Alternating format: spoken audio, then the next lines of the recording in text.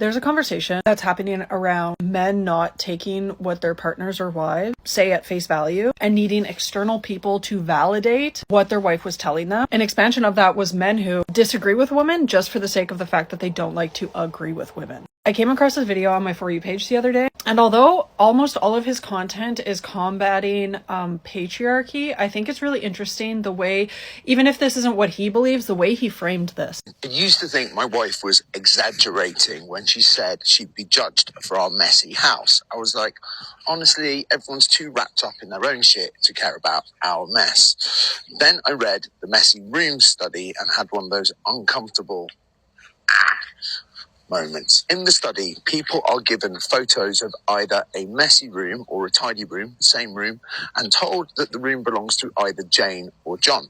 Then they're asked a bunch of questions, and we learn some interesting things. We have different standards for John and Jane. The question that comes up first for me is, why wasn't your wife's word enough? Why does it take a study to believe the experience of women? Why does it have to be researched and studied what women are telling you are their lived experiences, and you have to basically have it confirmed by other men? And I think most women can agree that they've been in this situation where they've told a man something and he doesn't believe her and has to go look it up in order to believe the words coming out of her mouth. This started for me at like 10 years old. I had an uncle who's a very, very, very big misogynist. And I knew he was something before I even knew what the word misogynist was. I just knew that he did not like me, did not believe me. Everything was an argument with him. And my brother's dad used to feed a moose. Okay? A moose. Big ass fucking moose, right? The moose would come up to the house. He had horses.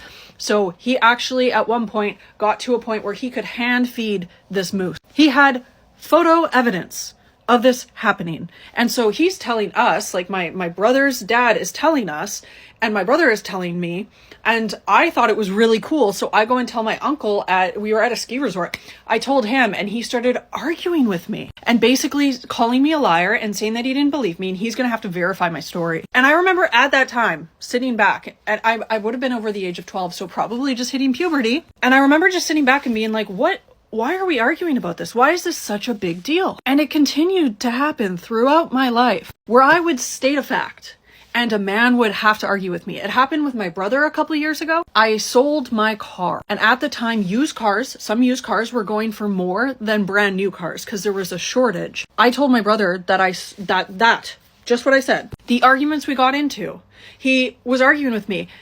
My brother didn't get his full license until he was in his 20s and does not own a car, has not bought a car himself, has never sold a car himself, but got into this big back and forth. And I remember sitting there going like, I'm not 12.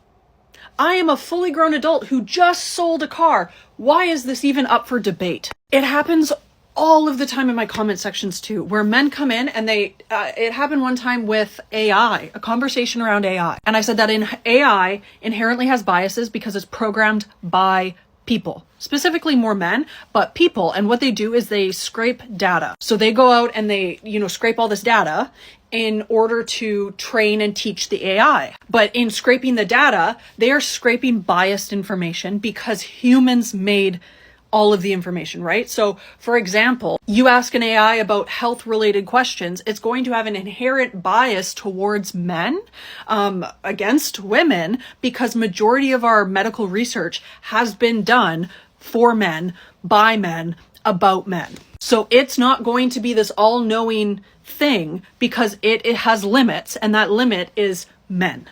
Right? The people who programmed it, the data it's scraping, all of that makes it inherently biased. And this man went back and forth. And finally I gave up. And then everyone in the comments was like, the man ended up like arguing the same thing I was arguing. And this happens so fucking frequently, even in relationships. When women are in relationships with men, they're partners. There's so many times where they will tell a man something and like this man will argue for the sake of arguing. And it just comes down to, it's that internalized misogyny that they haven't deconstructed. They're just so argumentative for no reason. They want to disagree with you for no reason other than you're a woman. When I was married, we had a covered garage. It wasn't a heated garage, but it was attached to the house. Now, when I started dating my ex, he always wanted you to start the car and sit in it for a minute.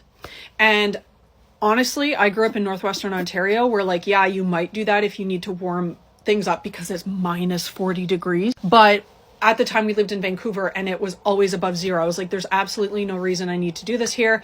And he was like, no, my dad told me I need to do this, so you need to do this. And it was a point of contention in our relationship for the entire 5.5 years we were together. I literally researched it. I looked up online, I confirmed it.